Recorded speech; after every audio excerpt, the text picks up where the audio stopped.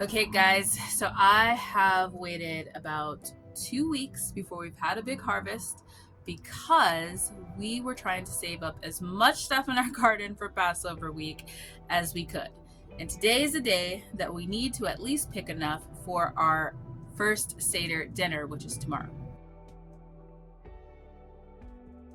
Hi everyone, welcome back to my channel. I'm Shamira Benson, one part of Team Benson, and tomorrow's one of my favorite holidays. It is Passover. And so we are getting as much stuff out of the garden as we possibly can. So I'm gonna go over what we're getting out. We're gonna harvest a bunch of stuff, but we're going to do it by like dishes that I'm making so that then I can explain what I'm cooking, how I'm cooking it, and all those fun things. So yeah, all right, well, let's get to going because we have a lot to do today before our big dinner tomorrow. But since we're not doing a garden tour today, here's a quick tour. Look it, we've already got some beans, green beans coming in on our Dollar Tree arch. And guys, just look at this amazing space. Now we have an umbrella up because we have been reaching 95 degrees this week and I don't want to bake this soil as much. But we'll talk about that in a upcoming video. Yeah, just look at all of this stuff. Isn't this exciting? All right, let's get to harvesting. Okay, so first up, I'm not gonna get anything for the actual Seder plate today, just because I'm gonna get that tomorrow because it's all gonna be fresh cut and I don't want it to be like wilted. So I'm gonna get that right before everybody sits down for dinner tomorrow. Now, I am gonna start with what I'm gonna need for the gefilte fish. Now, yes, we could just do gefilte fish where it's just gefilte fish. We take it out of the jar and we warm it up and we give it to people. But we have this entire garden. So let's mix it with a couple of bitter herbs, make like a gefilte fish salad, and it's going to be great. Like a spicy gefilte fish salad, and it's going to be great. So what we're going to need for this recipe is we're going to need Swiss chard, and we're going to saute the Swiss chard with some tomatoes and some spicy peppers and probably a little bit of garlic. Now I don't want to pull any of my garlic, so I'm just going to use some garlic that I got from the grocery store. So that'll be one thing that's not coming out of the garden, but everything else will come out of the garden. And then we're going to basically saute all of that down and then simmer the gefilte fish when we're warming it up. We're going to simmer that gefilte fish on top so it embodies all of those flavors, so that then it's more like a gefilte fish salad versus just regular gefilte fish. So not your Bubby's gefilte fish. So yeah, let's get to that. Oh, and I think we might have a carrot or two, so then that way we can still keep it a little traditional and top it with the carrot. So guys, it's gonna be hard not to harvest like all of these things, like these greens and such. I will be doing that this week though, because yeah, we have to get some space in the garden and my garden is starting to get attacked. Gotta love cabbage loopers. So let's get a lot of this. We have about 6 people coming to dinner, so we want to make sure that we get a lot of this harvested and we have enough. So let's just get all this done. This is our Swiss chard. Now guys, as I'm picking my Swiss chard, which look, it is literally the size of my head, I am going to put these stems in this little basket because I am going to be amending one of my cascading herb Vego garden bed, the top part, and I want to put a bunch of food in there for the worms to kind of bring those worms up and getting more castings in that area. So I'm just going to put these stems in the basket and then save the leaves, and that way, one, I don't have to do it when I get inside, and then two, they're already out here kind of drying because I need to start getting some food together for future projects. Okay guys, it's a lot of Swiss chard. Now I picked this much Swiss chard because not only am I feeding 6 people, but there is a family that is in need that I want to donate some of my Swiss chard to for their Seder dinner, so we're picking enough for them too. So what I'll do is I will wash this all up, make sure that it's all bug free, everything is good, which my Swiss chard is really healthy, guys. There's nothing eating the Swiss chard other than us right now. So I will get it all washed up, bagged up, and sent over to them, and then we'll have ours for tomorrow. Now the other parts of the things that I'm gonna need are going to be tomatoes, which I need black cherry tomatoes, which I have been saving for a while. So we have a ton of black cherry tomatoes. This is gonna be like a little bit of a hunt. So I'm gonna grab Actually, I think I'm gonna wait to grab the black cherry tomatoes last because, like I said, that's gonna be a hunt. But we're gonna get some peppers and see if we have some carrots in here. Hopefully there's carrots. So these are the spiced peppers that we are going to be using not only for our gefilte fish, but it'll also be a little bit for the chicken too. We'll make the chicken a little bit spicy. So what we're going to do is grab these bright red ones. Now this is the one I've been trying to decide what this plant is. I'm going to go with a lipstick pepper is what it is. Guys, look at all of these jalapenos. Sorry, just had to show you guys those too. But we're gonna go ahead, grab all of the really bright red ones, and I let these turn on the plant. So even like these ones, I'm just gonna let it turn on the plant. Okay guys, I just got a few of these peppers because these peppers carry a kick to them. So I just got a couple of these. And then let's see if we have some carrots in here. I'm gonna dig down in here and see what I can find. So little carrots. Now, I wasn't expecting to get a bunch of carrots, so I'm gonna use the carrots that we have in the refrigerator. Now, we have carrots from like the last time I picked carrots from my garden, actually 2 times ago that I picked from my garden. We still have them because carrots last pretty long in our refrigerator. All I do is I take the carrots and I clean them up, I wash them up, and then I put them in and I remove the tops, and I put them in a plastic bag, like a Ziploc bag, and I leave that plastic bag open just a little bit, and I put them in our crisper drawer, and they last forever. These are going to be more for like decoration for the gefilte fish, so we just need a little bit of carrot so each person gets a little bit on top. Okay guys, so now we're out here in the garden because I need to grab a couple of things. Now tomatoes are going to be big this dinner because we have a lot of tomatoes. So a lot of the flavoring is going to be a tomato base of like what we're using. So I need some of our big beefsteak tomatoes just because I have a ton of really bright red ones, and I'm gonna use that as part of the flavoring for the roasted chicken, and then also part of the flavoring for the lamb. And then I take my flavorings that I use, basically all of the herbs, all of the tomatoes, garlic, onions, all that I use to cook the lamb in, and then I blend that down and I make a gravy, which is delicious. So we're gonna need some tomatoes. We're just gonna go ahead and grab all the red tomatoes off of here because what we don't use tomorrow for dinner, we can use at our second Seder and then the rest of the week. And guys, this one is absolutely covered.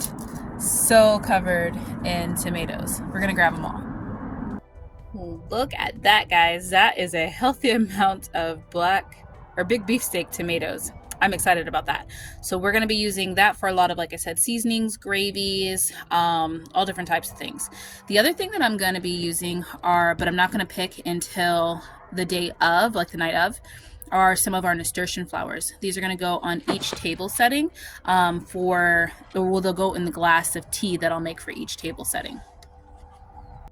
So guys, I make a tea every time I have a dinner party, and I start our day off with the tea, and usually I end it with like a flavored water or something like that.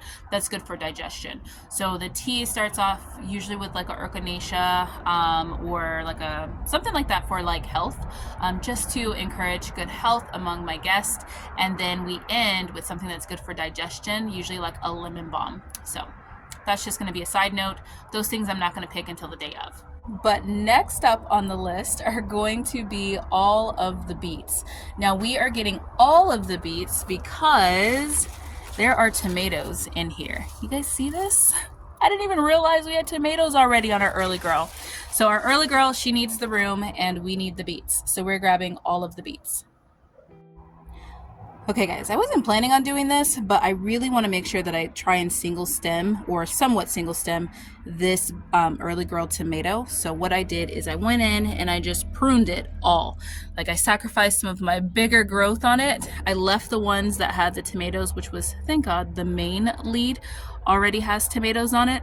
And then this one I left too, but I trimmed up everything below just those tomatoes, and I'm just going to leave it to those 2 big stems to grow, and everything else I just cut off.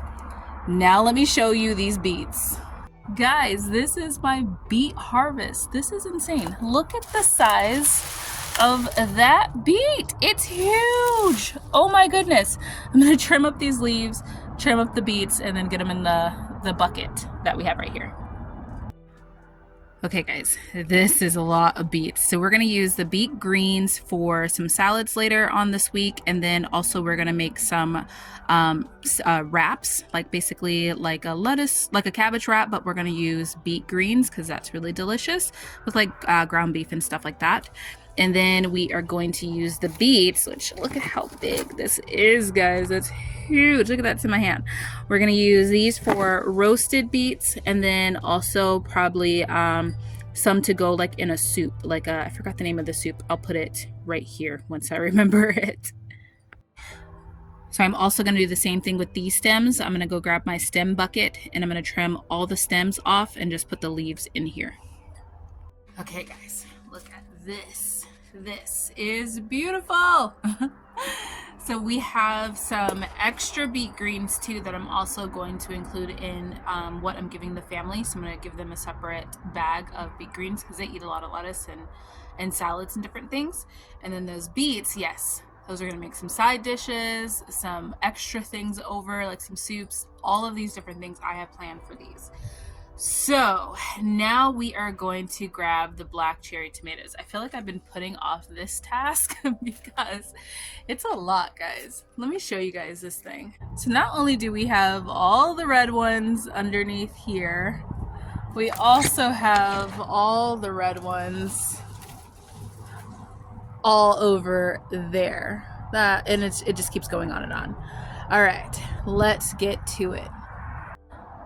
Guys, the amount that is on this black cherry tomato, like, and just for reference, it's been about 15 minutes. I have only done the underside, so I haven't even gone to where the majority of the tomatoes are. And just the amount of tomatoes that I have so far, like I'm going to show you once I get them all done, it just brings in such a sense of gratitude.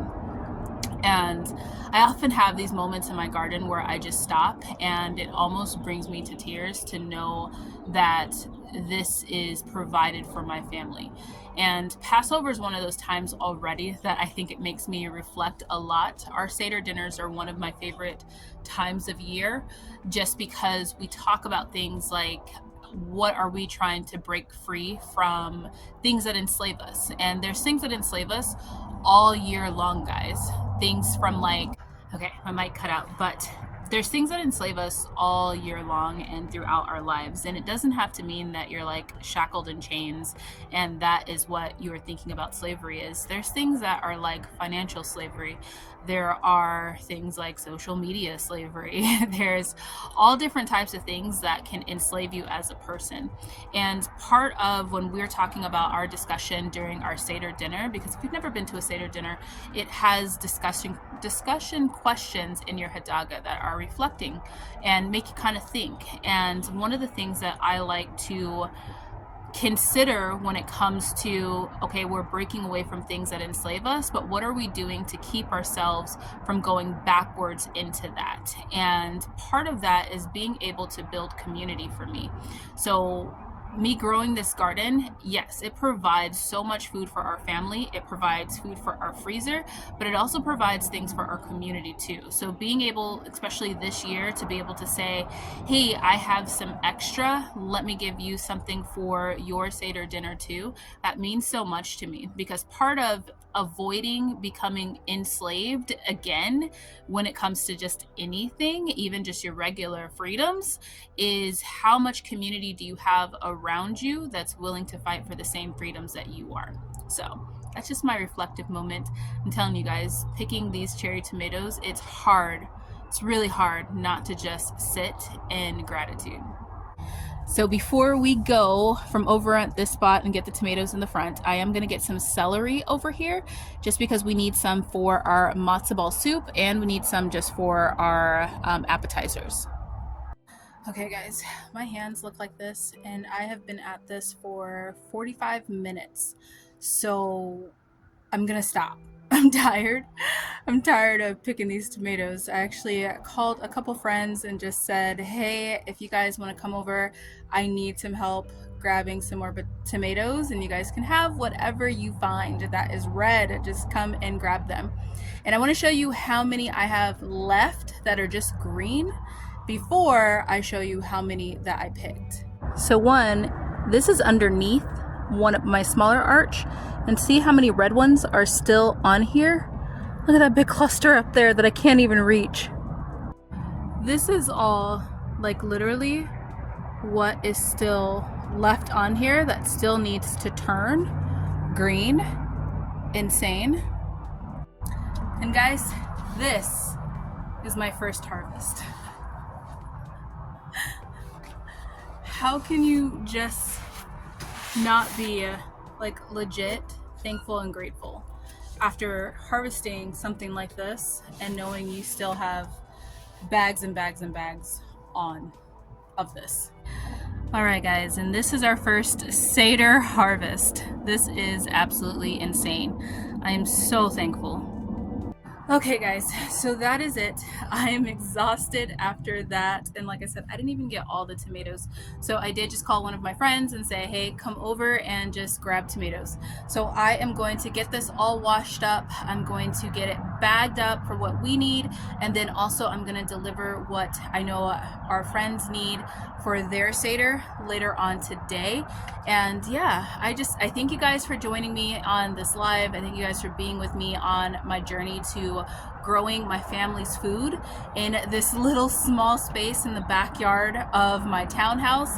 I hope that this really proves to people that you don't need a lot. All you need is just some will and some faith. And this you could do this. You can do it. And there's so much more back here for us to eat, guys. I'm so grateful that one, we get to be able to have all this stuff for ourselves and then also have stuff to share. And that is what the true breaking the bonds of enslavement is how can you build not only yourself but your community. So I hope that this Passover is meaningful for many of you. I hope for if you don't celebrate Passover, I hope that you use this time to create something meaningful and to think about things that are going to be meaningful for yourself and for your community and for your family.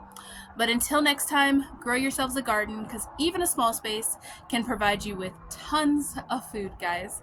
And I will be in the kitchen all week long and in the garden all week long, because we also have to get this garden ready for summer.